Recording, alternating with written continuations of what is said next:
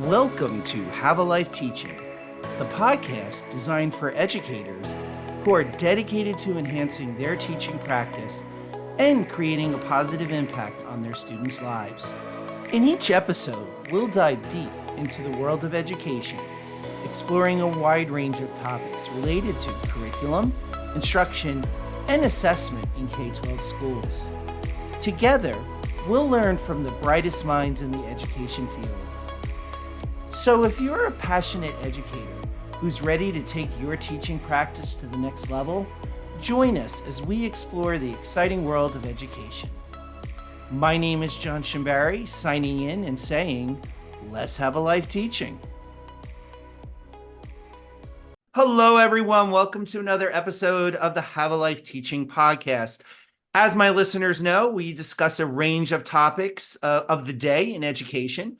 And one area of education that's getting a lot of attention right now is student lack of interest, lack of willingness to work. And when you actually get down to it, a lot of times that resistance to work is because our students don't see the relevance of what they are learning. And this is why we see more school communities establishing apprenticeships, job study programs for students, really getting students vested in life after secondary. So really getting students vested in college and career, and also life skills. And one area that really needs attention in our K-12 education system is financial literacy. We talk about reading literacy, we talk about numeracy, but if our economy is any indication, its volatility, the lack of awareness that most adults have when it comes to finances. Clearly, we need to do more to preparing our students to be fiscally responsible. And that really does fit into college and career readiness, because part of being successful in life after school is definitely monetary success. So I'm really excited today to be joined by Tevan Asaturi, who is CEO of Money Mastery University. He's going to talk to us today about what we should be doing to prepare our students in K-12 for the world of money beyond. So Tevan, thank you so much for joining us today. Thanks for having me, John. So Tevan, one of the questions I like to ask everyone when they come on the show is to learn a little bit more about their pathway in the education space. And then in particular, in this case, how did money management and financial literacy become, and actually financial literacy education become, an area of interest for you? Great question. How did I even come up with this, and why did I go after this in the education field and all that? These last 3.5 years, I've spent all my time, money, and energy on creating Money Mastery University, and we're just going to market. And the reason for that is because I really wanted to make sure that we have something that covers the grounds that you mentioned. Some of them you mentioned, right? Students aren't paying attention. Well, how do you get them to pay attention? What are they interested in? Students aren't learning the topics that are being taught that they should learn if it is provided.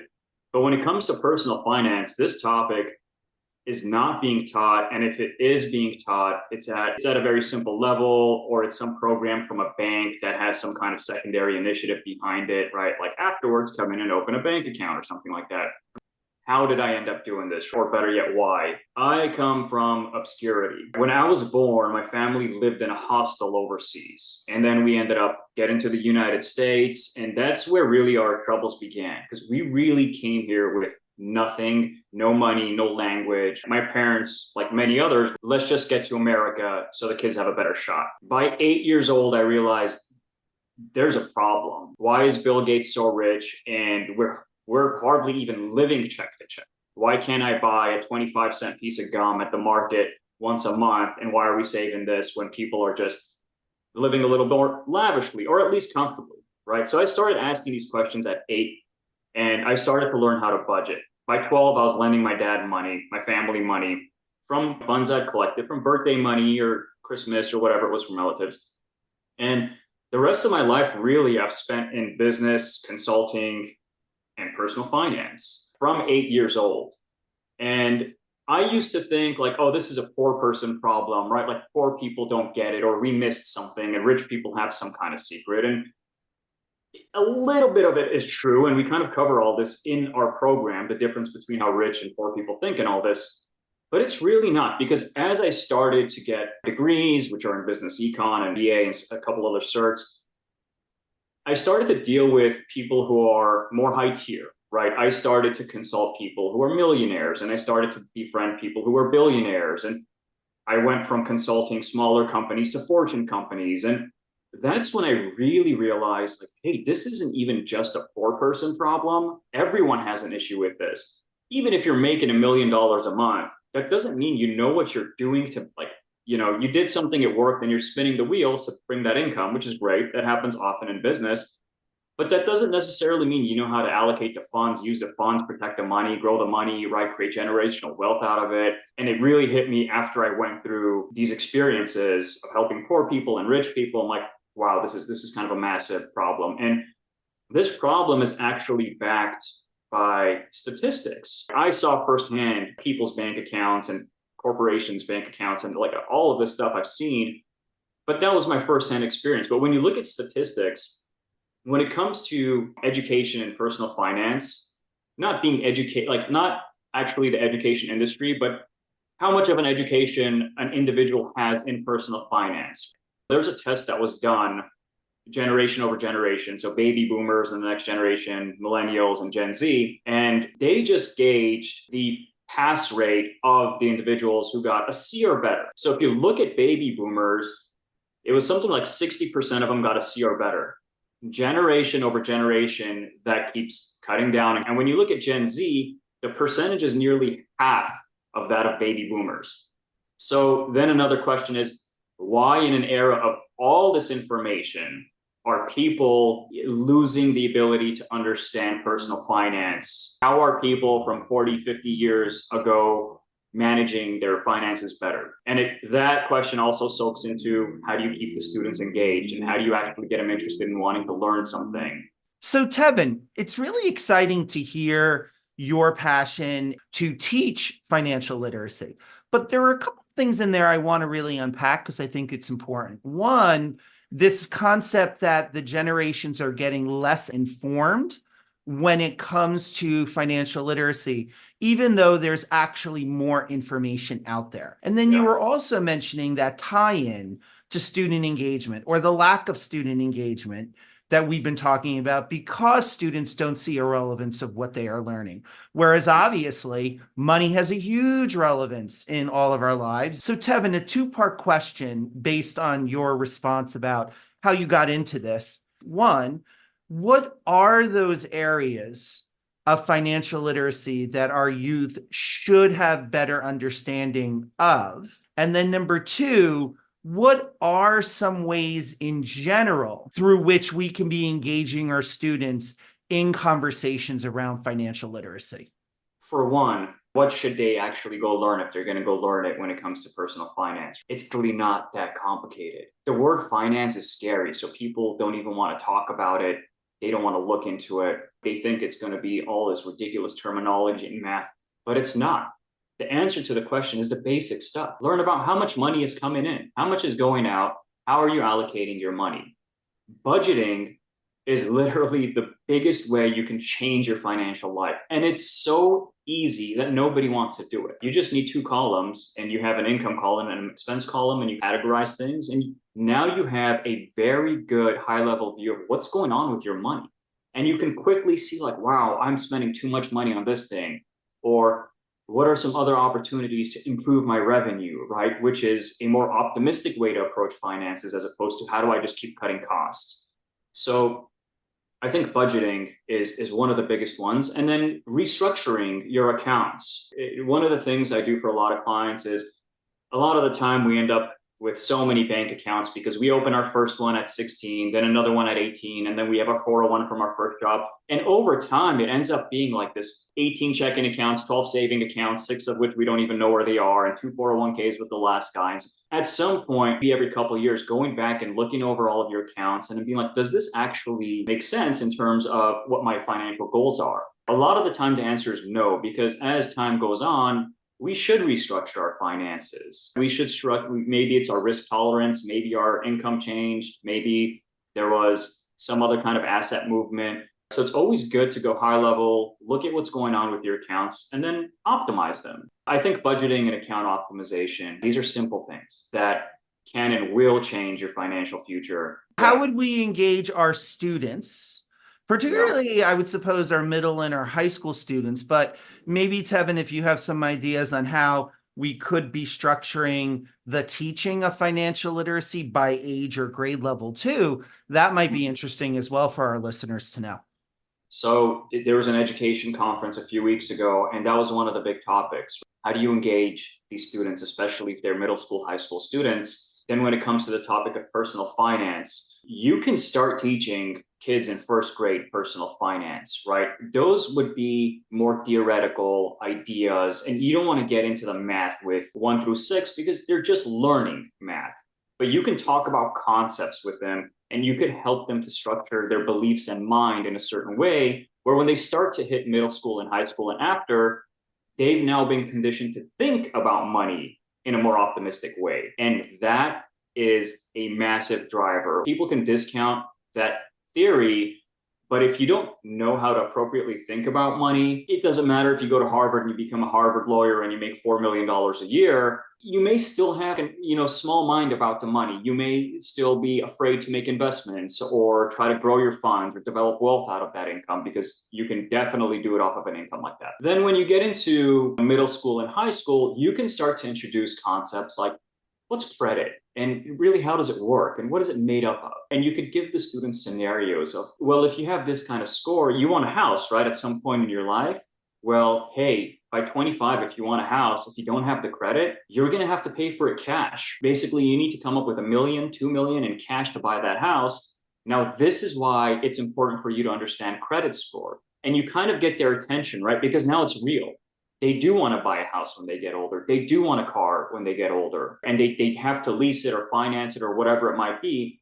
So once they understand that without credit, they would have to pay cash, which some people by 25 can do, whether or not it's the best decision, we'll leave it for later. But once you tie the concepts to the reality of their lives, and even if it's not the current reality, the future reality of their lives, they would be more interested in understanding those concepts. We thought through so much of how do you keep these users engaged. So a lot of our content is like a minute long, or the longest one might be 45 minutes, but it breaks into like 12 chapters. So you can always break it. And within the video, there's material you can reference, and we engage the user by saying, hey, hit pause and get on this worksheet and build out your budget, and then let's hop back on the video and kind of review it together. And so there's a lot of engagement involved. It's not just sitting and clicking through or watching some content. And then when you get into the university level, I think that's where you can start to introduce concepts like money management. How do you allocate the funds you're earning? What is your risk tolerance? How do you manage that? Should you adjust your risk tolerance? Where are you investing? What are the different kind of investment vehicles, mutual funds? What is an asset manager versus a wealth manager versus an advisor? You can get more into the reality of the world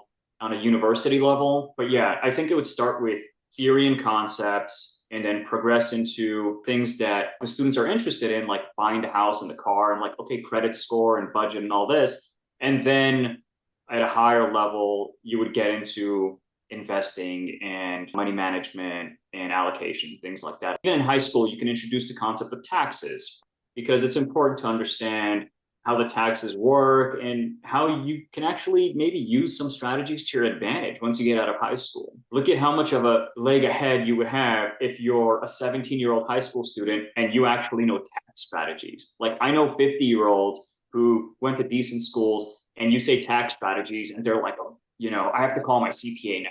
But you don't need this. It's not that complicated. So I love what you were saying there in terms of really looking at the teaching of financial literacy in terms of dealing with those initial concepts of money, which we do see our teachers doing when they're teaching, what a dollar is, what a penny is, et cetera, moving into more of those case studies and really highlighting to students, if you do want those nice things in life, the house, the car, how are you going to structure that financially?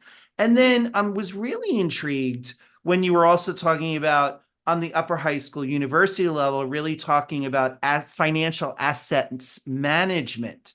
And I would almost argue we can bring that down to a high school level. And we are, Tevan, starting to see that. When you look at schools that have ed tech competitions, for example, or students are creating a business, a lot of times those businesses are going to require financial backing. As you know, as an ed tech entrepreneur, sometimes you need that financial backing to make those ideas a reality. And again, we're tying in the interest of the students in creating that business to an understanding of how money works. Would you be able to talk a little bit about even your journey as an ed tech entrepreneur and how your knowledge of money helped your vision of creating these resources for educators to teach financial literacy? How did that dream become a reality when you were creating this business as an ed tech entrepreneur? About 7 or so years ago, I started writing a book on personal finance. And my goal was this book is going to get out in front of every single high school student, even if I have to give it at cost, because my goal was never a monetary one. It was always the world is missing something. And I know it for a fact, right? Because my family was missing it, and the thousands of people I've consulted over 2 decades were missing it. A lot of them were missing it. So I was writing this book. And the book concept kind of turned into, man, like people don't read now. They hardly watch a 2-second video. And but now you want students to go read about math as far as they're concerned.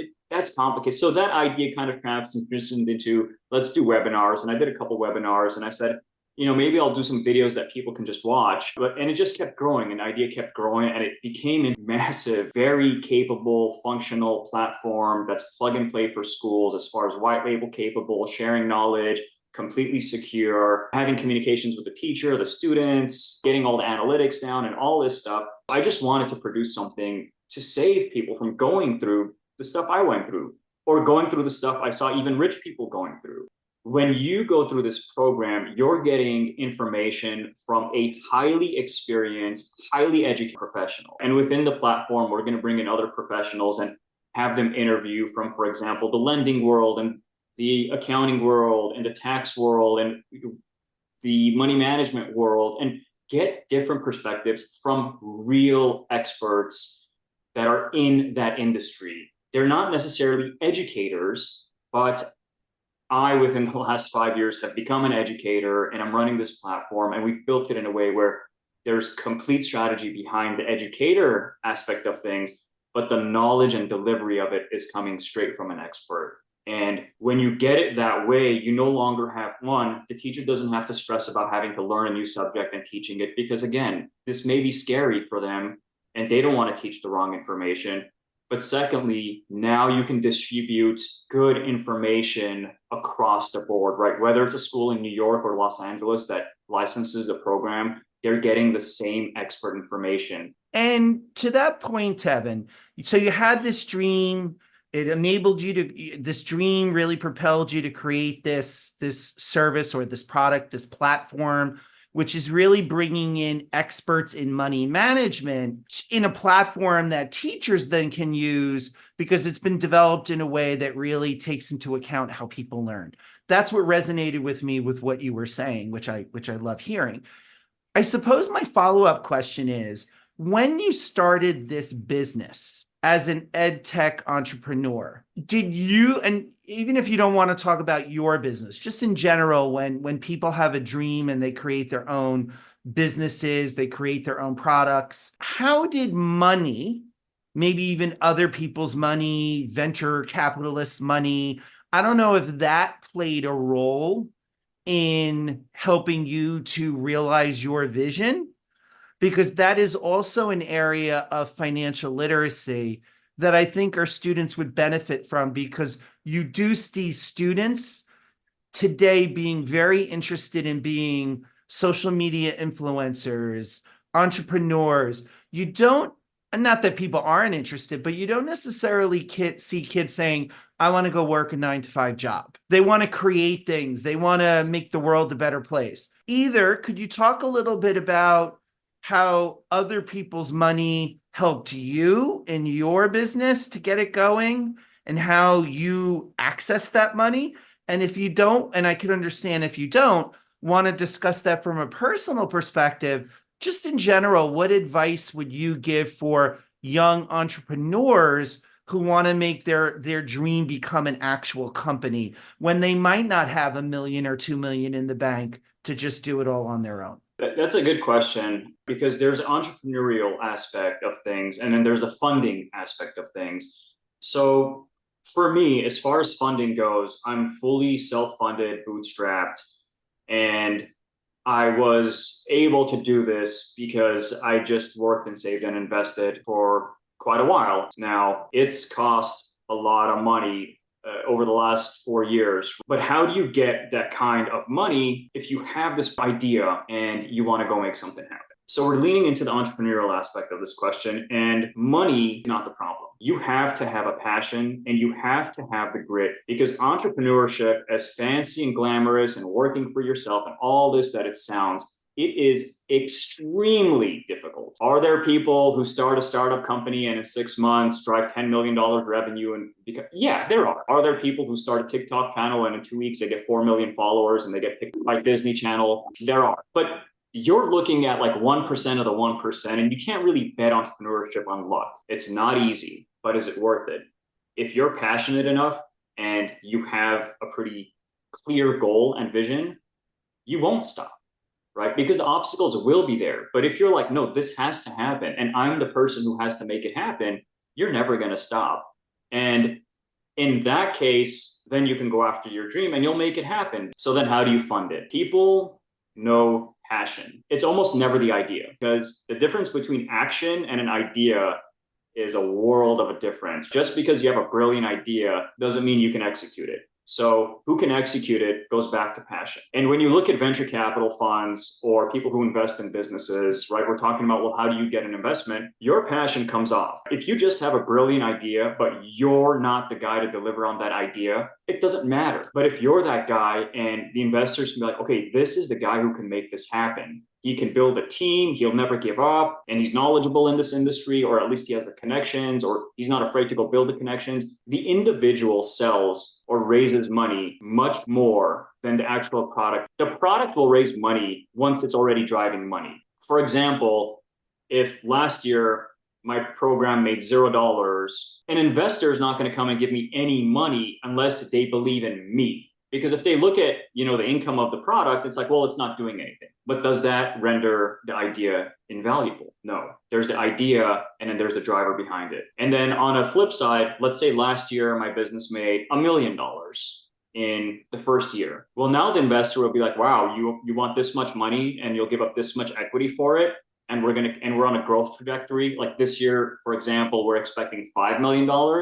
Okay, now they'll invest based on they see the dollars. Either way, the investor always invests because they want a return of money back on their money. There isn't a shortage of money. If you're passionate, you have a good idea, you want to execute on it, especially if you're a student, there are so many people out there that are willing to help. If it's not with money, they'll help with connections, they'll help with knowledge, they'll help with motivation or information. Even myself, if there's a young entrepreneur, you want to come ask me questions, I'm so glad to do it because I've been you. It's not about having resources, it's about being resourceful. People can and will back you. Maybe the first 100 you talk to won't. When you talk to the right person, which you won't know until you talk to the 100, within 2 seconds, they'll give you the money.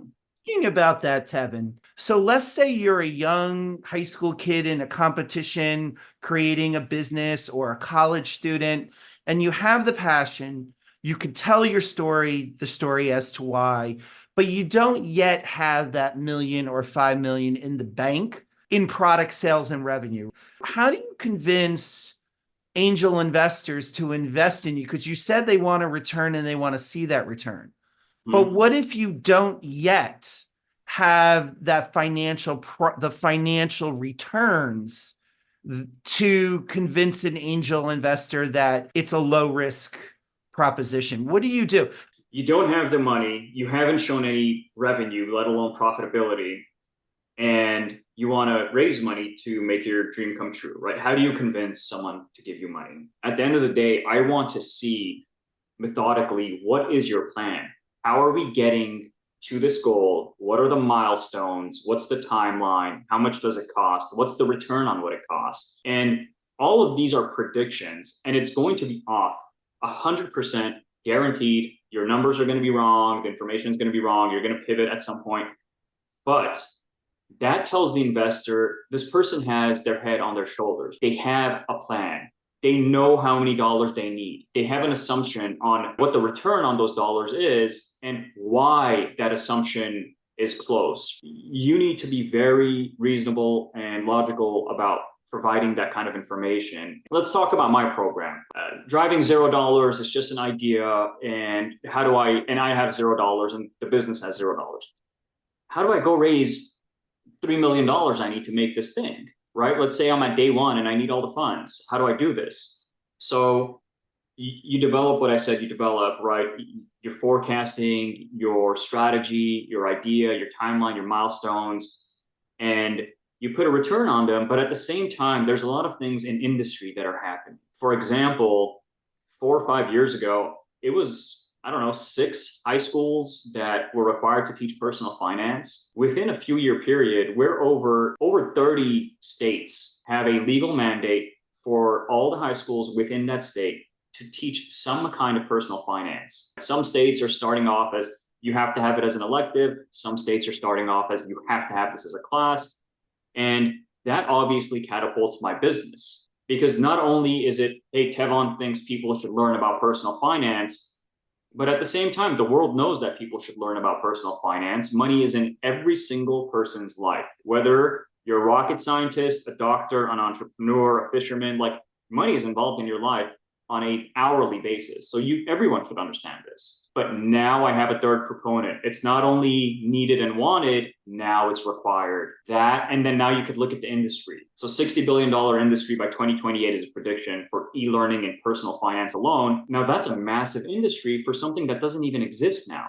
And then when you take that to the investor and like, this guy has something. I wanted to raise funds a couple of years ago, and I put a halt on that because one of my friends who runs a publicly traded company said, you're shooting yourself in the foot for a few dollars. You're going to give up equity, and in a few years, that's going to be worth a lot of money. So I bootstrapped. After that point, I actually had people messaging me, for example, hey, did you know California made this? I'm like, yes, of course I know. I'm building the thing, right? But now that other people, initially it starts off as just an idea, especially for other, maybe you talk to the 100 investors, but once things start to expand and they start to see it in the market, and now the market is talking about your industry, then they'll actually come back to you. Those are all levers that play into the field. Looping back to our conversation about basic financing. Yes, there is your platform. Regardless of the platform, how you already mentioned case studies is a way I could teach financial literacy. Any other ideas or tips, 2 or 3 tips you could give educators teaching financial literacy to help make the subject come alive for students? This reminds me of my undergrad. One of my classes is a heavy finance class, but what the professor did when we walked in is he had the name of the class, whatever it was. This is how impactful it was that I don't even remember the name of the class, but he had it crossed out, and beneath it, he had written the class of how to make money, and everyone paid attention.